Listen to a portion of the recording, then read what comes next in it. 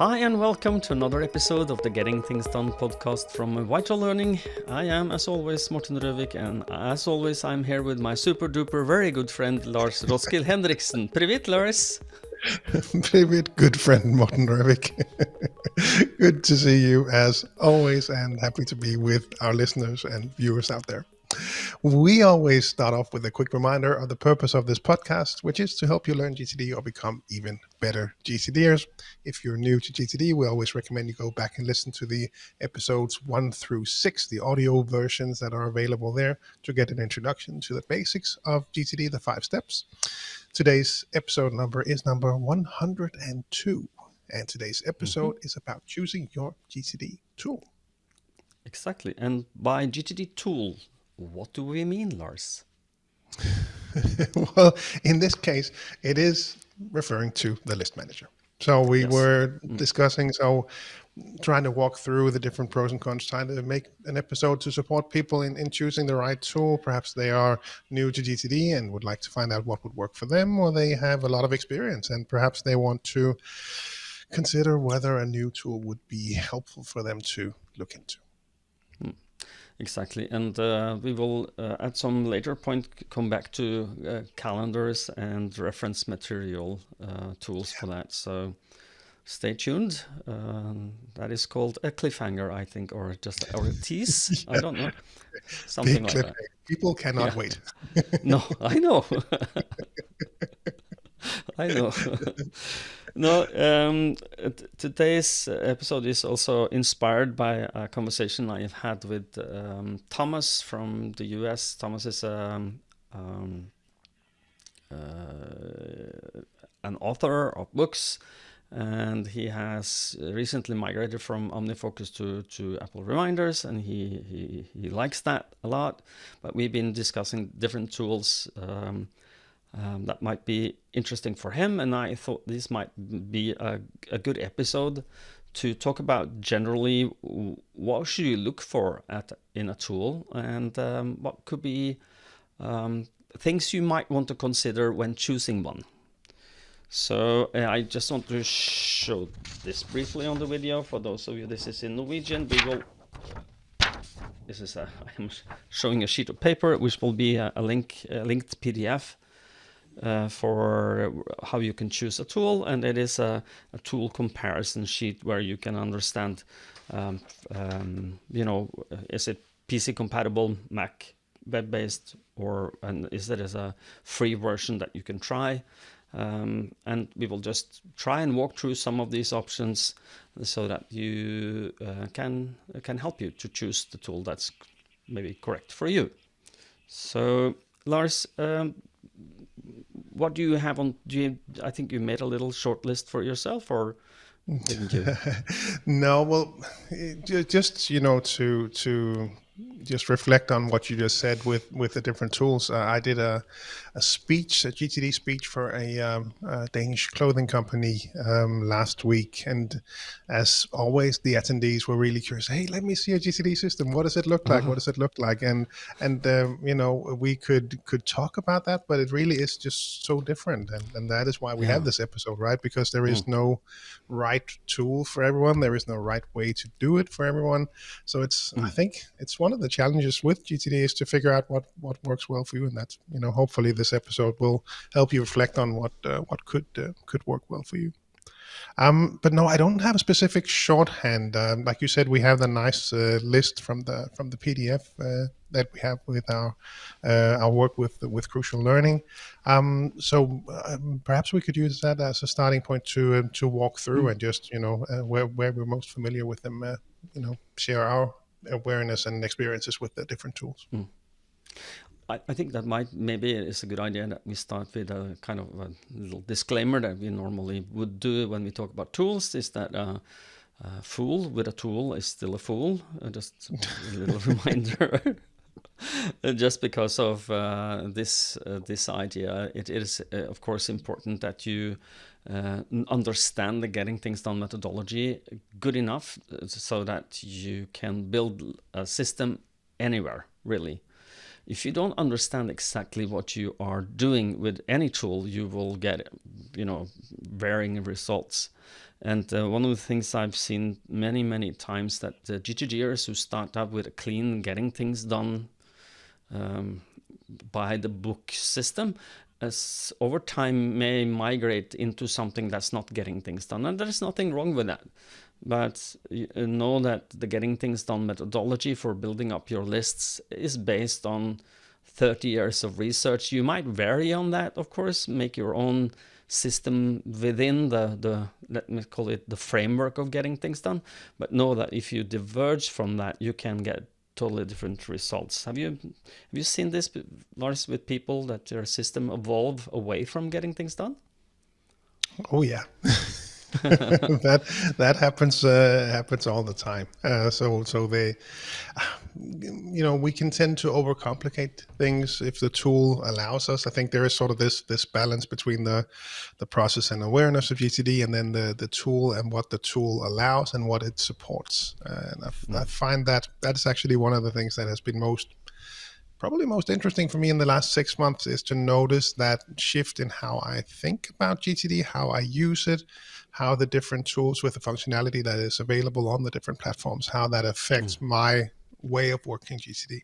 So that can be for good or bad. I think we can really make it a lot more complicated for ourselves, and we can also make it a lot easier. And if I think there were some things that I was made aware of when I made the shift from Todoist to reminders, some things that I could do differently. And I think adding notes, the notes application to that, also opened up some new ways of thinking, similar to when I started using MindNote for mind maps. And wow, that actually does make a difference for me when I draw this out visually, as opposed to just making a list in a Word document or whatever. Yeah, sure. And one of the things that I want to stress before we get into the tools part is that don't overcomplicate the things. We've both, Lars and I, been on a long journey on simplifying our getting things done system and practice.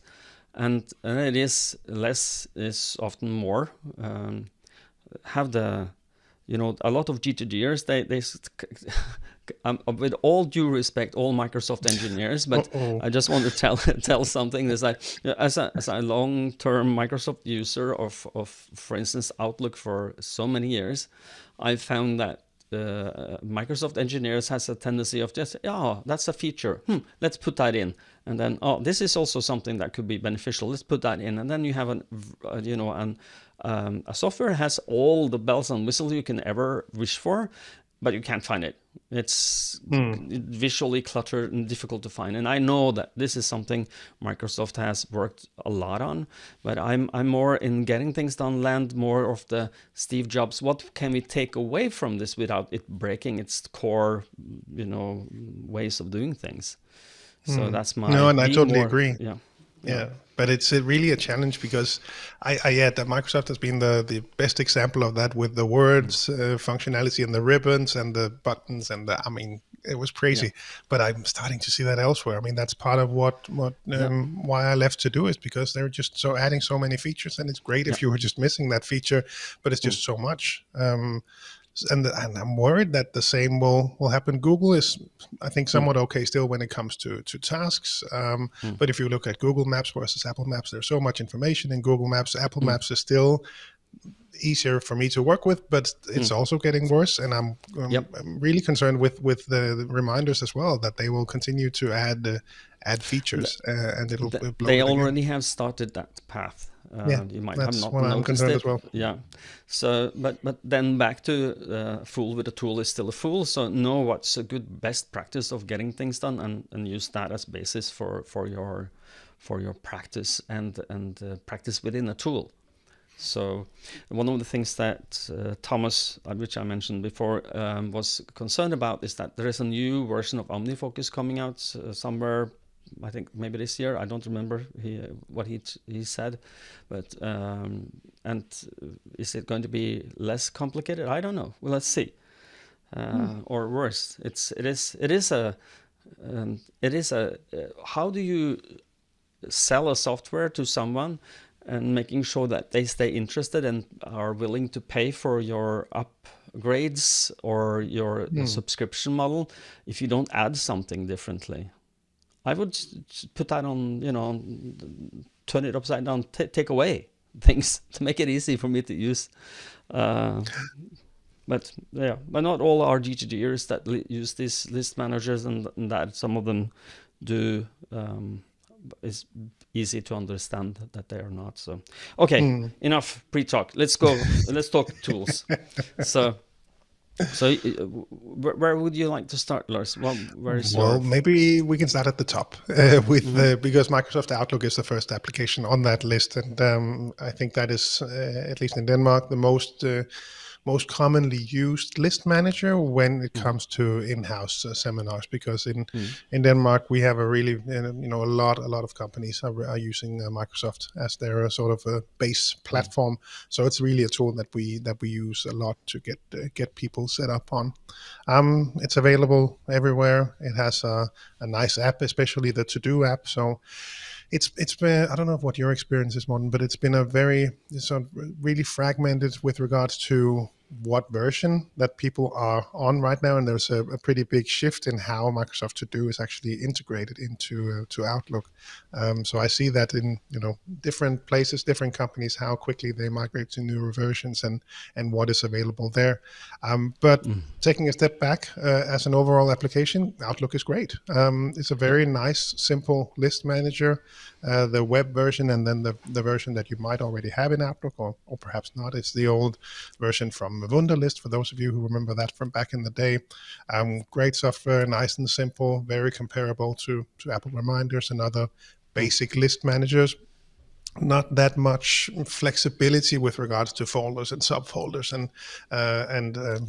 really, if you need that kind of exactly, for good or bad, right? And so I always try to push that as a positive. Yeah. Exactly. So definitely a good place to start, and especially the integration between mail, the calendar app, the to-do app, that kind of integration where you can actually grab that mail and put it on your lists. Is actually a very nice implementation right now with the new version of Outlook, I think. What's your take? Well, I like Microsoft To Do, and we teach people how to use this. So I have, hands-on experience for a long time. And what I would like to stress is that the Microsoft development team has created a roadmap.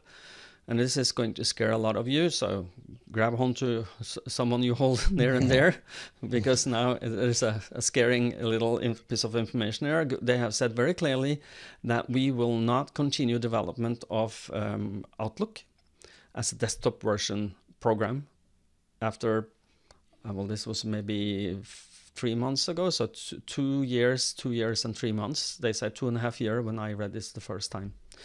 So that might scare some of you, because you love your Outlook.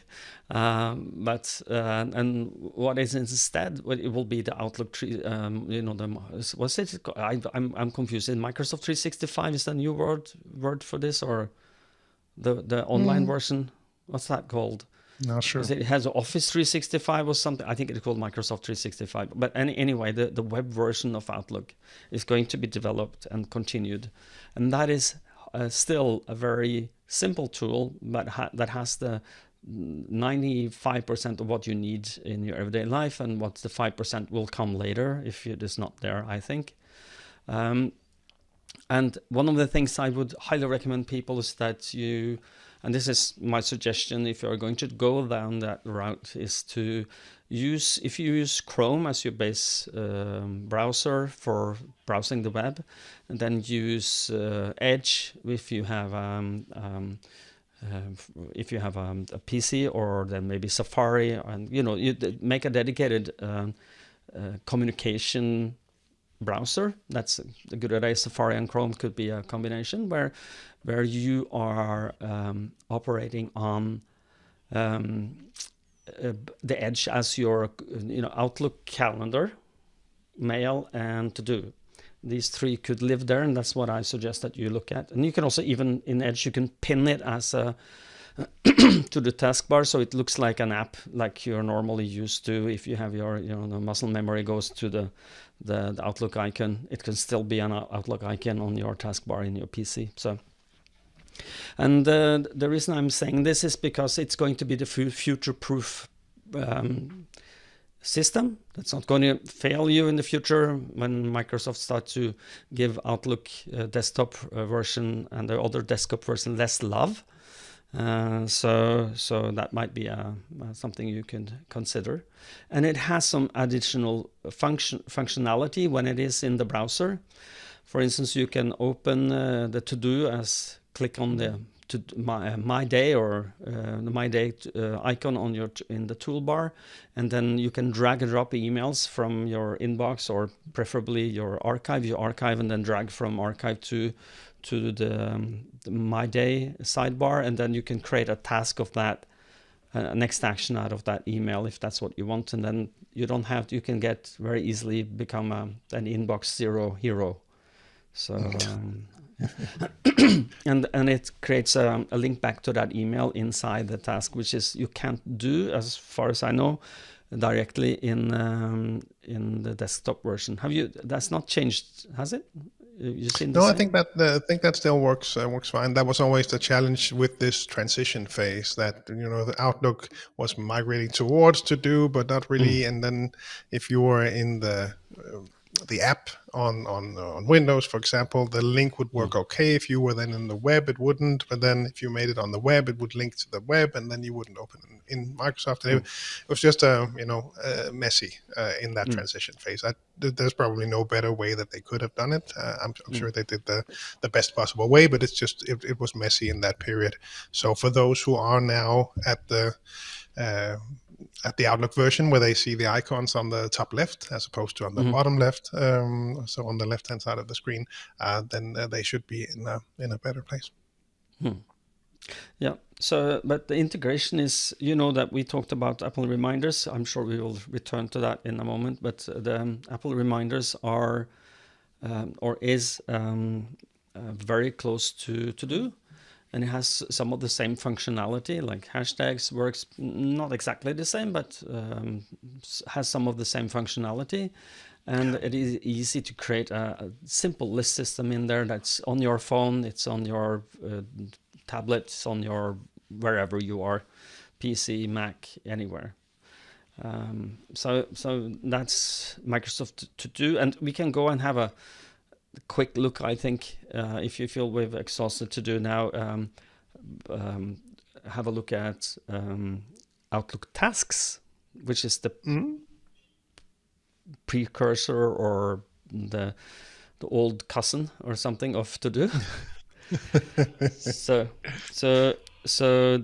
If I understand correctly, it's a long time since I worked with the tasks version, and there are setup guides out there for getting things done. If you're in the US, you can look at the gettingthingsdone.com and find the store, and you can download a task setup guide that will help you set up tasks. If you are on an older Exchange server, that's probably your only solution to have integration with your tasks and your what's that called, your email, so you can copy a task into an email to have access to it after the fact. And but To Do is a little, tasks is a little old-ish, but it is an alternative, and there are ways of structuring that with a setup guide. What is your recommendation about tasks? Do you have any ideas how to use that?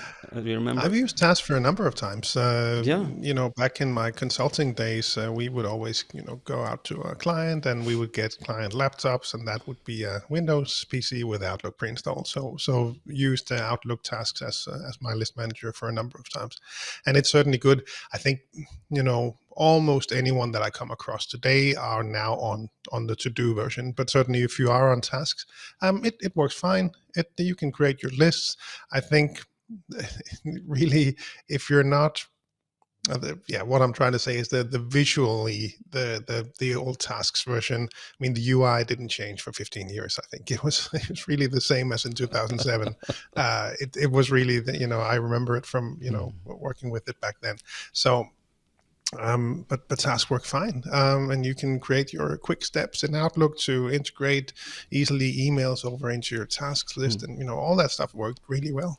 So tasks can certainly work fine in Outlook, absolutely. Do you know if have you looked through the setup guide from David Allen Company for tasks lately to see if any of the things that you mentioned now, like the quick steps, are there? I don't know off the top of my head, Okay. but I wouldn't. The big change that I remember from back in the day, and you probably do too, when we went from using categories as lists to using the actual folders as lists, because that Yeah. also lines up with how to do handles it. Yeah. I think that was sort of the biggest change. Yeah. And the idea is also that if your company has an older Exchange server where you only have Outlook and Outlook tasks you don't have to do yet, when they at some point in the future migrate to Office 365 version of Exchange, then you will have that in your system already. It will be part of your, tasks will then become to do automatically. They migrate. So when you're ready, you can then just go there. So. Yeah. So on the list that we have is an Apple Reminders, which is dear and near to our heart. Are you ready to move there, Lars? Happy to. Yeah. One of the things that I really love about Apple Reminders is the tight integration to the Apple ecosystem of apps, and also the integration with Siri, which makes it a lot easier to create tasks for your inbox fast and easy. But I am now remembering that I showed my system to some poor new GTDer who saw my system and was kind of like blown away with the complexity that I built it up. It is simple as a GTD system, but it has a lot of folders and a lot of, the way a GTD system can work if you're a seasoned GTDer and used it for a long time. But start simple, just really start simple. That's what I want to give you that. But, and try and figure out how to use Siri. That would be my second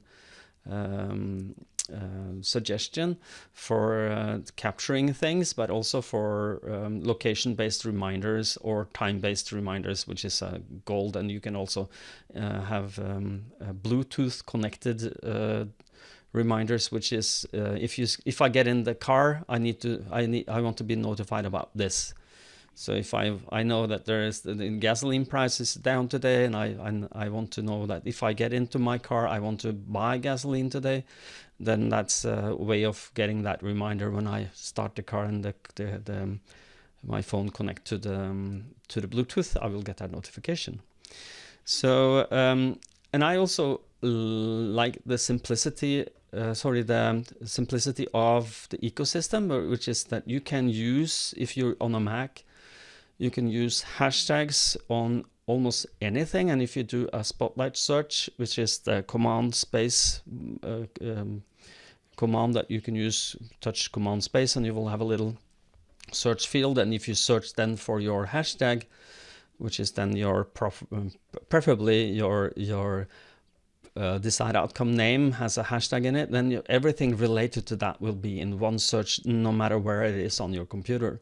So if you, for instance, have hashtag refurb cottage, then the refurb cottage hashtag will return every search result that has that in it. So that might be an idea for you to look into. Yeah, so I've set it up, but overall, if we take a step back, it's which platform should you choose? I mean, that's also part of the starting question, right? And for us, since we are both on Macs, we did our tools walkthrough episode not too long ago, so won't reiterate that.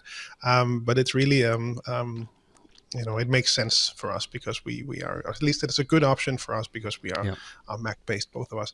Absolutely use the location based stuff, getting into the car, getting out of the car. I know there will be a location based trigger when I approach my home today because there is a package waiting for me that I need to go and pick up. I don't know what time I will leave the office, but I know that Mm. as I'm driving there will be a notification, and I most likely won't need to actually see the notification. I will just be reminded that, oh, yep, that buzzing in my pocket, that means that I have to go get that package.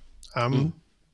But otherwise, yeah, I'm happy with the reminders now, happy with the simple structure. Again, if I were on Windows, I would definitely use Microsoft To Do because so much of the functionality is identical with regards to the structures you can make, the fields that are available, parameters, attributes that are available for anything that you add there.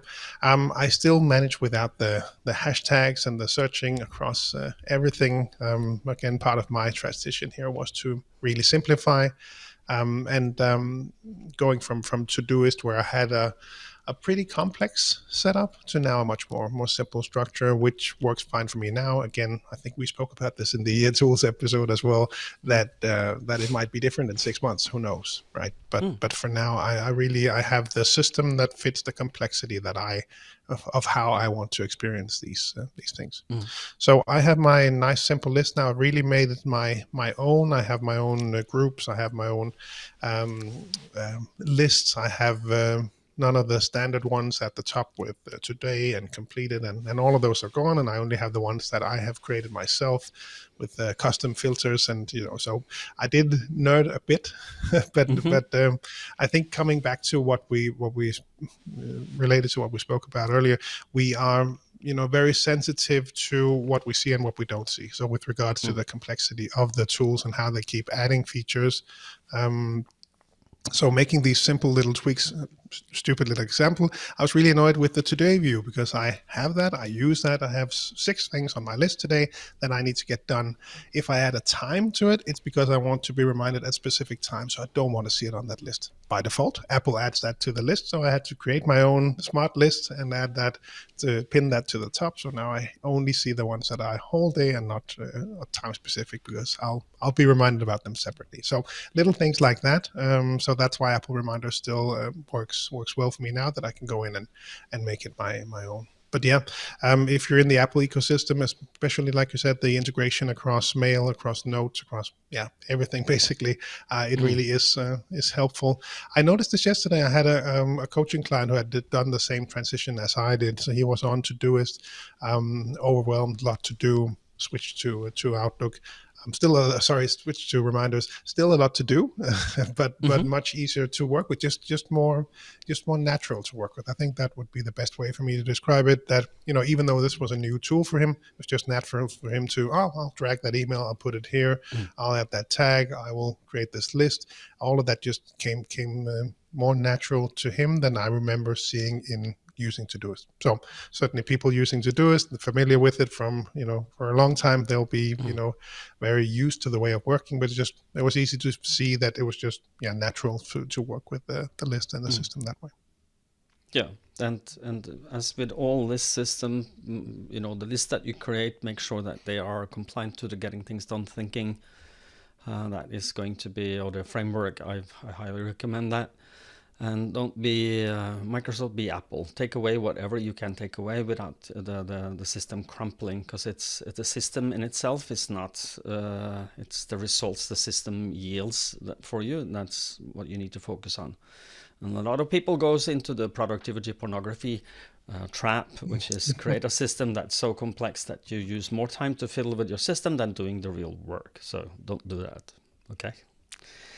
Okay, ready to move on? I know I've used Evernote before as my getting things done system, but Evernote and OneNote are, two flavors of the same thing. It's like an everything bucket, as there used to be the Evernote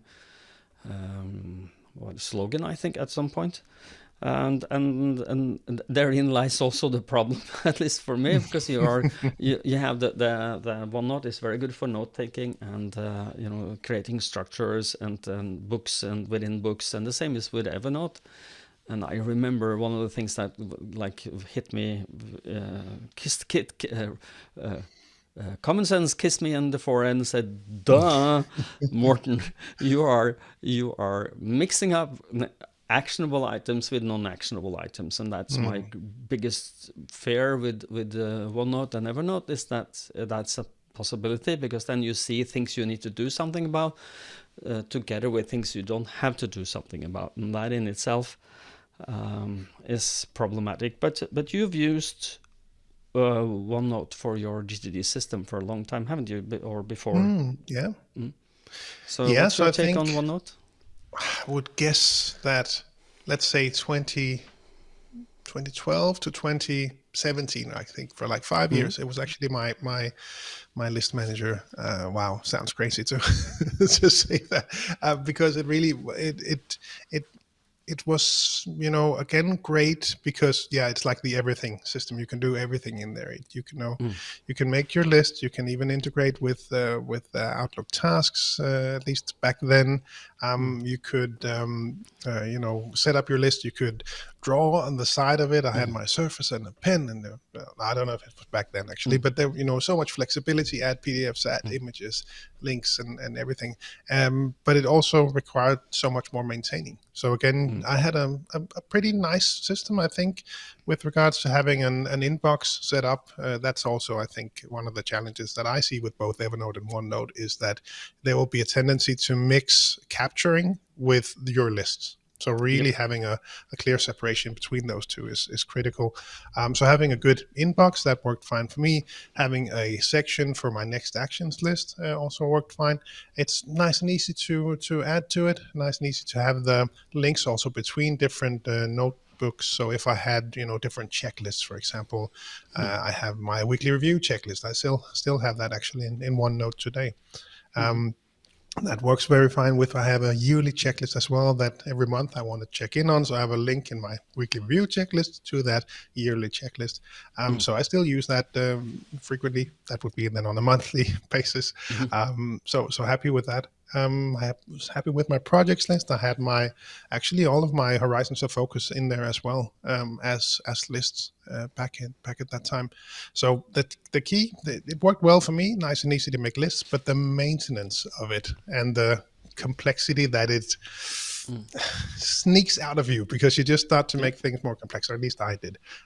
So having those lists and checking things off, and at some point, at least there was a phase I remember where it was really nice I would check things off as I made them, completed different actions, and would write new ones. And then as part of my weekly review, I would go in and clean out. So I would that all the done ones, I would move them down, and that was sort of a nice reflection on, hey, I got some stuff done this week. But for the most part, it was more of it was more work than the satisfaction it gave me to actually move them around. So overall, I think for some people, for the right people, it can actually be a good system, because it also can help you slow down a bit. So. I think overall OneNote, I still use it. Like I said, for my weekly review checklist, we use it for reference, which we will talk about in another episode. Quite happy with it. And just make sure that you don't mix reference and actionable items together in one. Because I remember that was one of my, one of the things that really helped me when I understood what I was doing, and kind of like the moment, and cleaned that up. So. Should we move on to Google Tasks, maybe? Yeah, unless there are any differences from your perspective when it comes to Evernote, because they will be, like you said, closely related. I don't know if there was a different experience there. Well, I've stopped used Evernote a long time ago, but what I remember from that experience is that you can create tasks, you can create lists, you can create books where you can nest them and create a GTD structure, but it has then where you can take things off, but it isn't as fluent for getting things done. Getting things done methodology as it is, for instance, with Microsoft To Do or OmniFocus or any of the other tools. When you mark something off, it disappears. It will then stay there on that list, as I remember it. So it is. Have a look if you like it. Use it. Just don't mix actionable, non-actionable. Okay. All right. Well, the next Yeah. one on the list, I know you're Yeah. familiar with good old OmniFocus. Yeah. Okay. So OmniFocus is a tool created by the Omni Group, which was my go-to tool for so many years, since version 0.9, I think, something like this. And it is a really good GTD tool. The only negative side at it is it has the potential of creating a system that becomes a monster. there's a lot of functionality there where you can create perspectives, it's called, where you can have specific views of what you need to see when you need to see it. And for me, I spent so much time trying to understand how that worked, and I used looked at a lot of YouTube videos. So it becomes a bit of productivity pornography for me personally. It's taking time to understand your system. I have a personal interest in that also as a professional one, because we teach these tools to people, so we have to know them, and it became a bloated animal that I decided to just slaughter at some point. Or not the system in itself, but the content got bloated and my system got too complex, and I had to restart everything. And it is a really good getting things done system. It has location-based reminders. One of the things I really like is that you can have lists that will activate when you are in a specific location. We only have location-based tasks in Apple reminders. That is, if I make a reminder for I have to buy this when I get to this shop, it will not remind me of all the other that has the same. You can't make, for instance, a context call at the mall and make that when I get to the mall, I want that to show up on my phone with all the lists. That OmniFocus can do for you. So I really like that feature. Yeah, and it is a really good tool. So have a look at it. But beware, don't make it too more complex than you need to, and keep it simple. That's my best. So have you looked at it before, Lars? Yeah, very little. But the user interface is something that I really struggle with. I won't necessarily describe it how I've previously described it, but let's just say that the user interface never clicked for me. But I've always been, the structure I could pretty much recreate into Todoist, but especially the defer dates. The defer dates was always the thing for me. I was like, wow, well, that looks good, because Exactly. I'm just the type of person where the someday maybes for me, many of them I will want as a date specific reminder in the future. Instead, I don't need to see them there. I just need to put them on a separate list. But then that's where the defer dates were really, really cool. So it would hide it from you until a specific date that you would have then entered, if I understood the functionality correctly. And that was always sort of, wow, that looks good, because basically, I think almost all other tools will have a due date. They all have that, but that defer date, hide it from me until X date. That did sound interesting. So was always very drawn to that. And I know so many GTDers that are really, really happy with Todoist. They really like it. Worth noticing that this is noted as not having a PC app, only a Mac app. I don't know if that might then change with the future version, or if it's still, or they will switch to web as well. If I understand correctly, this is going to be. It is. Well, I don't know what the future will bring, but they have had a simplified web app before that doesn't have all the bells and whistles, and it's more like a way to get.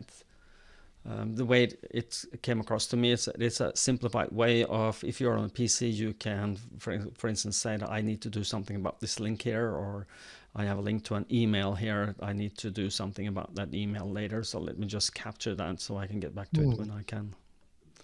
So and it doesn't have all the bells and whistles. So yeah, exactly. Okay, moving on to Google Tasks, maybe. Mhm. Yeah, Have you let's played go for around with Google that? Task. Very little. We've done it a couple of times where we have had in-house seminars for companies on the Google Suite. So we have. I've been working with that over time. No apps for Windows or for Mac, but has a, as you are probably expecting from Google, a very excellent version available on the web side of things. So again, very simple list manager, very simple structures that you can create easily to very nicely integrated with email. That was one of the things that I actually considered switching to, because we are on the Google Suite in Vital Learning, and might actually make sense to use Google Tasks to manage all of this. And from what I worked with, where you can go in and create your simple lists, add the things, again, very comparable back to reminders and to do. I think a bit less functionality compared to the two, but that may have changed since I last tried. But worked very well. And again, I think the email integration and the simplicity was key for me. I think, again, coming back to I think we're back to personal preference here with regards to, so if I were on, I could choose a Windows PC or a Mac, or I could have the web version. So I could, in theory, use both To Do and Reminders and Google Tasks. I think I would miss that standalone app.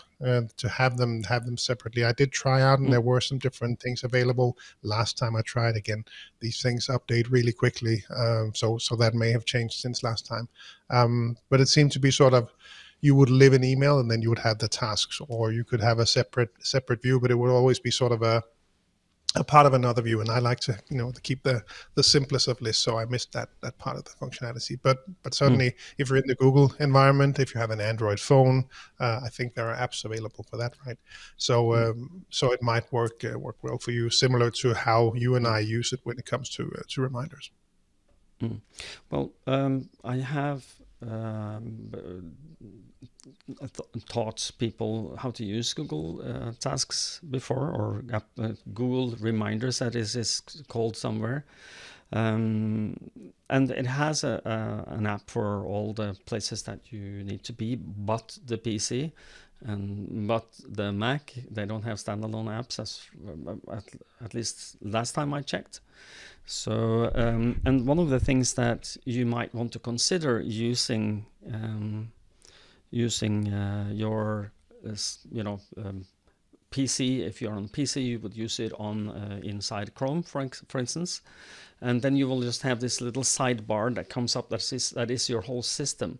But there are available some plugins that will create a full screen version of your the Google Tasks, so it looks a little bit more like a regular task manager or a list manager, and so that is a possibility you might want to look into. My biggest gripe is that it doesn't have that full screen, or not full screen, but full scale app. It's just a sidebar where you can't see the structure at the same time as you see the task. So you should be able to see your list of next actions at the same time you look at your desired outcomes, or at least I think so. So, I was just that's going to my say that biggest might gripe. actually be a feature for me, that you would Yeah. only see that. I'm actually started to play around with that more and more. Also, with when it comes, for example, the Mail app on the iPad, right? If you resize the window now, you can make it that small that it only shows one email. So I only look at that one thing, and then I can swipe and respond and all that. Then the next one shows up. So I might actually consider that a feature. But no, and also perhaps worth mentioning, like we spoke about in the pre-show, that the Mac OS Sonoma feature, where you can have these web apps, and I know I think you've been able to do that for a while on Windows. So you could actually consider that if you combine the two, to have actually a standalone app on your Mac or PC. Yeah, so for those of you who got, what did he say now? Well, there's a new feature of Safari under Sonoma, which means that you can create an app of a website. So it's a standalone app that you can call as an app. And it looks like if you I use Google Calendar, I think you do too, Lars, for this, and some other apps that we use, or some often frequently used websites that we use. You can use that, so you have a standalone for this, and it makes sense. You can then open it as an app. Yeah, and again, Um, coming back to what you said about Outlook development, this is where we're heading. yeah, it is. It is on the future is on the web, and our internet is faster and faster, and the servers are faster and faster, which means that they can serve a lot of information in a short span of time, and it makes it a lot easier to use your your browser as a full scale app, because it's actually faster than working. And the idea here is that if you if you access a server on Outlook inside your Outlook app, desktop app on your PC, you will access the server from that. It will go and pick the email and put it in your Outlook, and then if you send one, it will send it from your Outlook via the server, which means that there is one. If you take away that just shorten the distance between the server who served the information and the user, then it's faster. It's just the way it is. So, like, if you ever try to delete a lot of emails or archive a lot of emails from Outlook desktop version, you know that it takes a lot of time, because your server has to say, yes, I take that email, I put it there, yes, acknowledging I've done this, and now give me the rest. And that acknowledgement and say, yes, give me the next, is taking a lot of time. So working directly on the server is a lot better. So, okay. The next on the list is Google Keep, and I don't have a lot of things to say to that, but it is kind of like a notes app. It's not a GTD system. You can build something that looks like a GTD system. It is for the people who are in G Suite or someone somewhere else. Do you have anything to say about Google Keep, Lars? Except Well, I think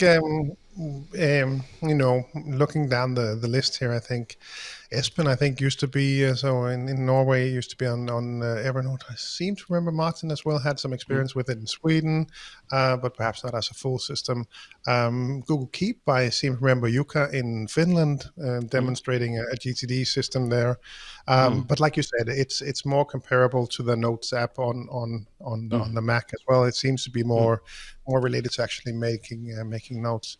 But you could create a pretty cool system. I seem to remember that from what Jukka demonstrated back then, creating these different notes. And as you would expect from Google, the search functionality is extremely good. So you could do your links between your projects and next actions, have related support material with that same tag, have reference material with that same tag. So that seemed to work very well.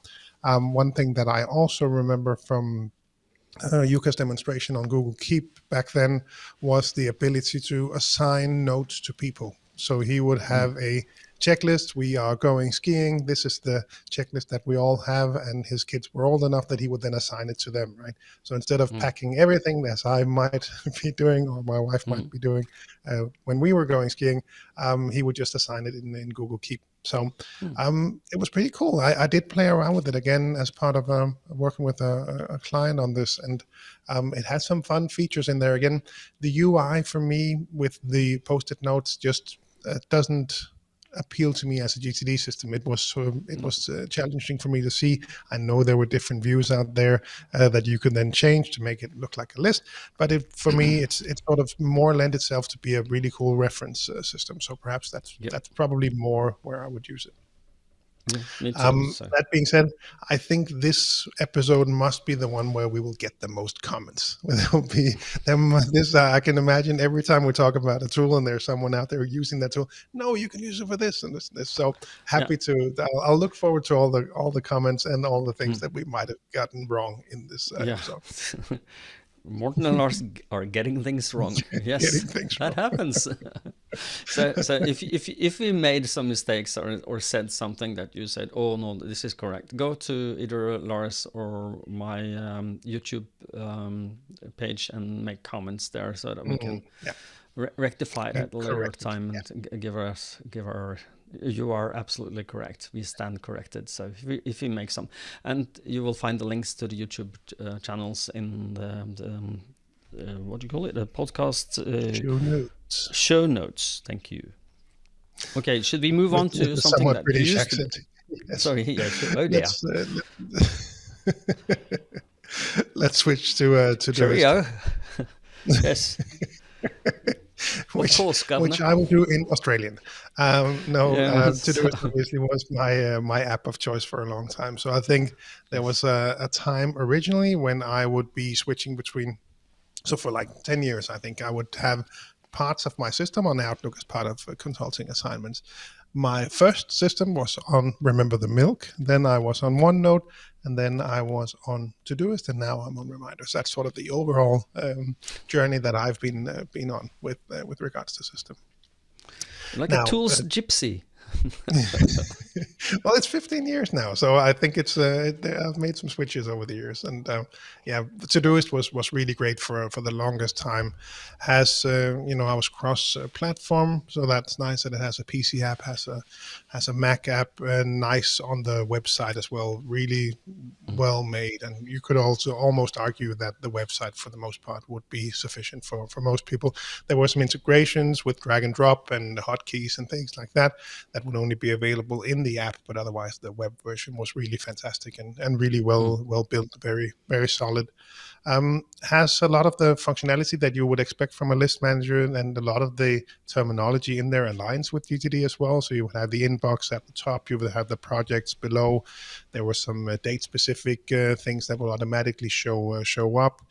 You could organize a lot, perhaps too much, with regards to creating projects and sub-projects and sub-projects. And within those projects, you could create next actions or tasks and subtasks and sub-subtasks and sub. There were really, a lot of layers, 9 layers at some point. I think if we Now my combine blood pressure rises. yeah, exactly. So it's again, when you need that kind of complexity and the organizational capabilities. So if you need that in your GTD system list manager, then something like Todoist is a great option. And it's they continue development, continue adding features for good or bad, as we've spoken about.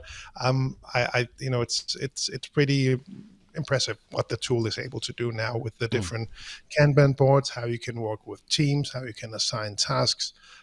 There's so much you can do in there that I'm sometimes I miss. There is, and the user interface is nice still. I still think it's nice. There's just so much that I don't need. So that is, I think, the sort of overall reason why I would make the switch to a more simple system.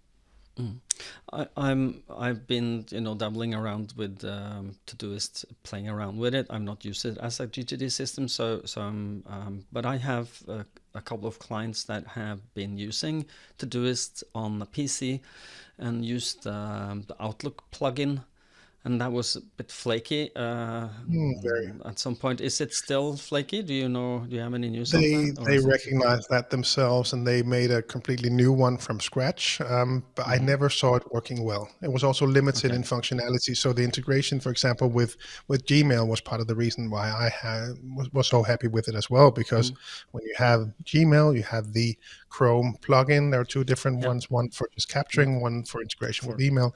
The one with email was really, really good. So it would take your email, you could convert it into next actions with the right shortcuts. You could put it on the right list with the right tags. Very, very good. And it used to have a good functional free version, and it says that in the tools matrix as well. For those of you who will look at the PDF, I would perhaps argue that is not so much the case anymore. They made a switch with regards to what is available in the free version, and I think unless they've changed it since I looked, you could create 5 projects. So for most GTDers out there, that you will have more than 5 projects. Right. So it. But again, I think for the functionality that you get, it's very cheap. So Todoist would certainly still be high on my list with regards to recommendations on GTD systems. Yeah, I just want to pause there for a second and talk about cost. Is that what is the cost of your peace of mind? Is it worth a beer or 2 a month? I said yes, probably for most of you. You can have more calm with a good list manager than 2 beers a month. So don't be what you call it. What is the word of that? Sorry, cheap or don't be cheap. Yeah. Or Don't be cheap. If you find a tool that you like, it will help you. It might be that you can get away with the free version, but if it costs money, pay for that and feel the calm and zen-like feeling comes when you have your getting things system up and running well and without too many problems. So, okay, should we move on to? We are running a little out of time. We're going to have a record-long episode here, so maybe we want to. I think we will be quicker on the remaining ones. I think it made sense to spend a bit more time on the top one because those are more common. And again, keep those comments coming because I know there are a lot of specialized GTD tools out there that I'm sure many of the listeners that we normally have listening will recognize.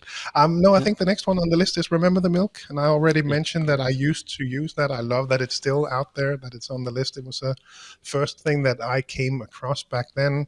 Again, very simple list manager, very solid, nice, clean interface. Was very happy with that. Still exists with regards to both having apps on Windows, on Mac. There's a web version as well. So it's been a while since I looked at it, but back then used to work with it all the time. Used to print it when I did my weekly review. That's how short the lists were. Remember the Milk. It worked really well for me back then. And I have no idea how it works because I never put my hands on it. So moving on. Something I have had my hands on, but that's a long time ago, is Things. Things used to be very GTD-like, and now they're widened their, like OmniFocus did call context for the longest time. Now they call it, I think, tags, if I'm not wrong. And I think they've done the same with Things. Do you have any hands on that lately? I don't remember. No, but I do have. I have seen it a couple of times with the coaching clients who have worked with Things. It seems to be really nice, and that would have been, I probably would have chosen that if reminders was not an option. And the reason I would probably go for reminders was to keep it as simple as possible, be very familiar with the tool that is available for anyone who has an iPhone. So if that was not my sort of primary goal, if I were not using, teaching GTD, I might have gone for Things because that UI looks really, really nice, looks very appealing, also from a functionality perspective. Perhaps that's that would have been a good option for me. Again, also because this is a Mac specific product. It is, and I'm looking at the web page now. Let me just change the view so I can see me and you can see me. It has some functionality that I like. One of the things that I'm not sure I would like to have is that it looks like when you do projects, you have a little icon that shows you the progress of the project. That would probably just stress me. When I mean that, like they have a little ring that's like a clock that's more or less filled, and I would prefer not to see that because then then it takes a step away from getting things done, because it's you are going to do getting things done and the desired outcomes. You should have one task per project, which means that you will be, when you finish that last, you will fill that ring, and it kind of defeats the purpose of that ring. So okay, but check it out. It looks it's a visually appealing. It's nice. It's a nice looking list manager. Moving on to Nirvana for GTD. Do you have anything to say about that? Well, no, I think we talked about Things, Nirvana. Next one on the list is Workflow. Yeah, I think they sort of come in the same category for me. Nirvana stands out for me as well. I know some Danish GTDers that use this as well, and Mm, are very happy with it, because mm, that would also be one of the things that I would be considering things, and Nirvana would probably be the two main candidates if Reminders was not on the table. mm, The key thing I remember Nirvana from was that back when we had the GTD summit in Amsterdam, I was on a boat the day before it started with a number of different people, really fun group of people, and one of them was the founder of Nirvana. So don't have much to add about the tool itself, but the guy behind it was just the nicest person that I ever met. So that is how much I know about it. yeah. I've not looked at it at all in depth. Neither with Workflowy. Do you have Well, something to you say actually about? have, because we at the summer camp this year Yeah, we yeah, looked at work movie. yeah. We looked at, but we didn't go in depth. So we That's had true. our coaching official coaching client on stage showed us his Workflowy system, and yeah. But Lars, are you ready to look at AnyDo? Yeah, I think AnyDo also. Been a while since I've worked with that, so not too familiar with that. I think I Mm, would be next on my list would be Trello. I don't know how much you work with mm. AnyDo. Not at all. AnyDo, I haven't touched it. So, so sorry, guys. But Trello, I have touched. Trello, we did some workshop for a big client of ours where we did do the seminar, and then we do a half day of setting up and using your tool workshop where you take everything you captured and get it into your system, and then learning how to use the system with the teaching and coaching one. And Trello has a really good, it's a board type of list manager. You can look it up if you want. They have a free version, if I'm not mistaken, and so Hmm. you can look at it. And it is possible to build a GTD system there. It's not very difficult, but what is difficult is that it has a lot of functionality outside of getting things done that might make things a bit problematic for you, like due dates and other such things. So, but it is a functional getting things done system. Possible to build a good GTD system in there. Um, and and I've also looked at. I don't know if you anything to add, Lars, on Trello before Yeah, we I move think on. no, the Trello's. We again Yuka. I remember from Finland using it. I know some Mm, Danish peers using it as well. Also mm, integrations with other applications mm, that work well with Trello. For myself, I haven't used it as a GTD system. I've used it a number of times when working with people in my network to help them get an overview of things, because it mm. seems to have just an appealing, that you can drag and drop things and you have the different Yep. board. It's sort of Yep. more touchy, that it seems, at least for the people that I've worked with, they have really appreciated that kind of user interface, and you can, Yep. well, this is not done, this is done, Mm, this is in progress, that kind of simple overview, mm, and you can share them, you can work with mm, people, you can, that has seemed to work well for some people. So mm. again, I know some Danish GTDers that really like it as a GTD system. So yeah, that can Yeah. certainly work. And it is really beautiful. If especially if it could work really well for you if you're part of lean slash scrum based team, Hmm. the company department way of looking at things, because it has those boards that you can drag and drop things, and it's very visual. It's not doing and done.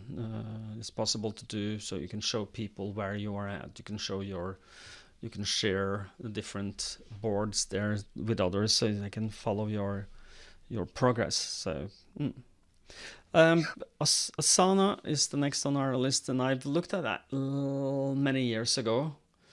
And I looked at it and I think, wow, they did a good job. And then they went the Microsoft route, and I got, okay, this is getting too complicated for me.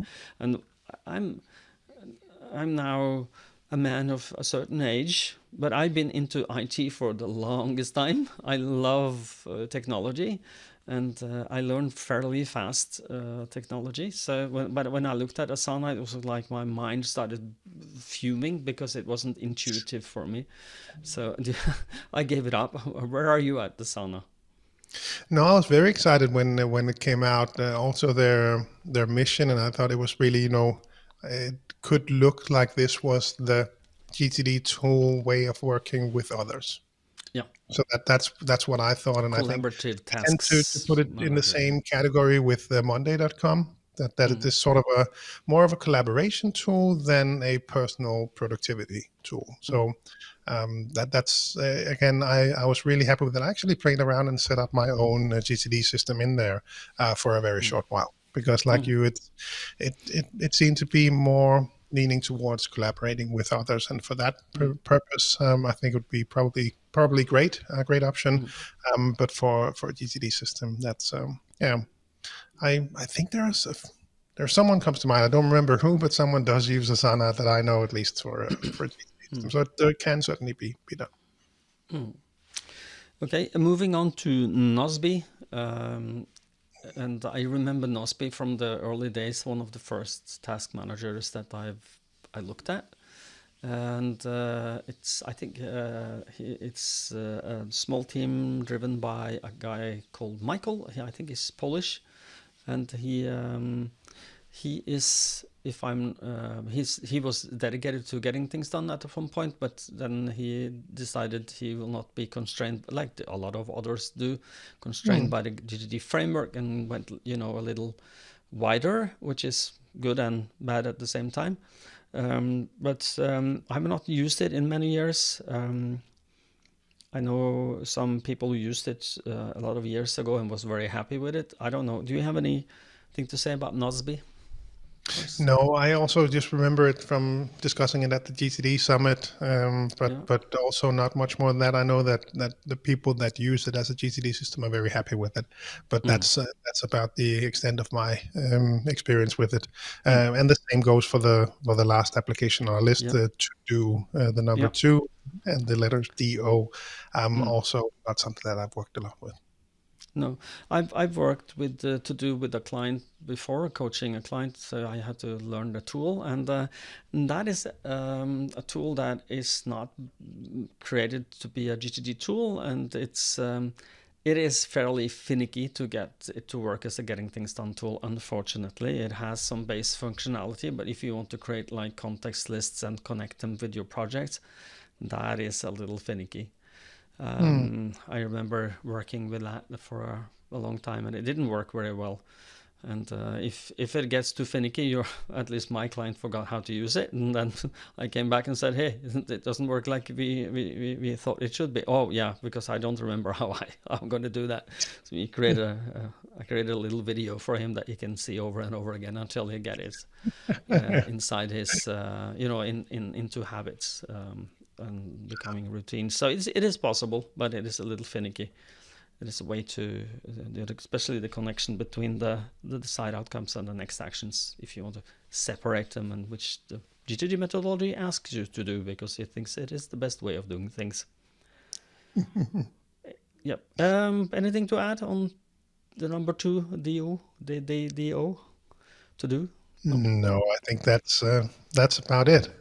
Yeah. I it's fun to walk through the list, and again really invite people to comment on your YouTube channel or on mine, wherever they Yeah. prefer, to because I can only imagine that there will be some listeners. AnyDo is the best application, and right, well, head Yeah. on over to the comments, go in there and sell it, outline why people should try that, or how Yeah. you Do would that. recommend that to people. Mm, Absolutely share the different comments and yeah. reflections that you have. We're And looking forward to reading them.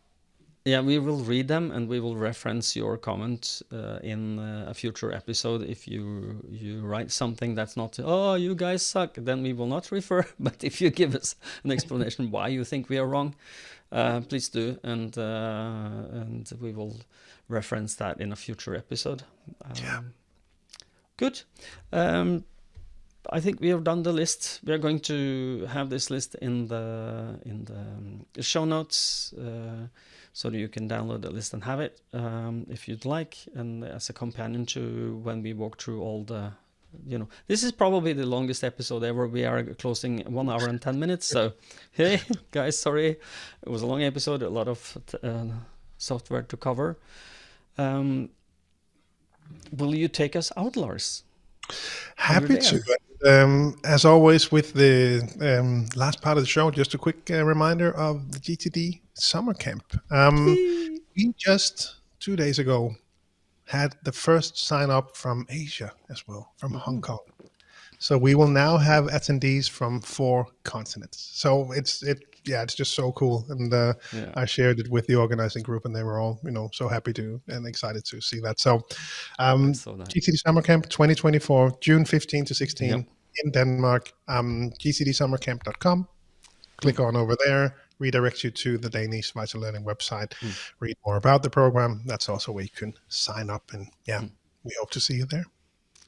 We do, and it is Denmark at that time of year is beautiful, and if you ever want to go to Denmark, this is a good excuse, and it's very affordable, just 2,400 Danish kroner, and should cover you. It's not very expensive.